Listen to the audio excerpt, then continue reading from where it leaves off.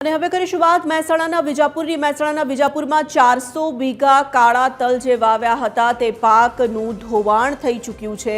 400 વીઘા જમીન પર તલના પાકનું ધોવાણ થયું। ઉનાળુ સિઝનમાં વાવેતર કરેલા કાળા તલનો પાક બરબાદ થયો છે। ખેતરમાંથી ઘર સુધી પાક પહોંચે તે પહેલા વરસાદ પડતા જ પાક બરબાદ થઈ ગયો।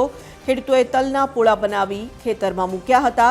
તલના પૂળાને ખસેડવામાં આવે તે પહેલા જ ખેતરમાં પાકનું ધોવાણ થયું છે।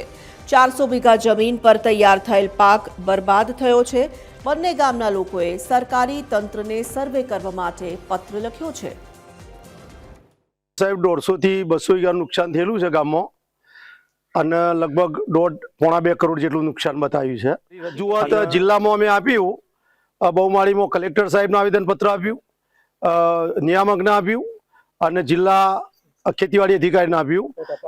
અમારા ગામમાં ડીરિયા ટેચામાં 401 વીઘા કાળા તલનું વાવેતર કરેલું હતું, જે વહેલા વરસાદ અને અવિરત વરસાદના કારણે એક પણ કિલો ઉત્પાદન ખેડૂતના ઘરે થયેલ નથી। કાળા તલનું વાવેતર લગભગ 401 વીઘામાં હતું અને આજે અંદાજિત અવિરત વરસાદના કારણે 3 થી 3.5 કરોડનું નુકસાન એ અમને અહીંયા દેખાઈ રહ્યું છે। ગયા વર્ષે પણ સારું એવું ઉત્પાદન અમે વીઘે 20 મણનું લીધેલું, પણ આ વર્ષે તો 5 કિલો પણ કોઈ પણ ખેડૂત ઘરે લઈ જઈ શકે એવું નથી। એટલે સરકારશ્રીને આપના માધ્યમથી અમે વિનંતી કરવા માંગીએ છીએ કે જે પણ ખેડૂતોને આમાં થોડી રાહત મળે તો આર્થિક એમનું થોડું પાસું મજબૂત થાય અને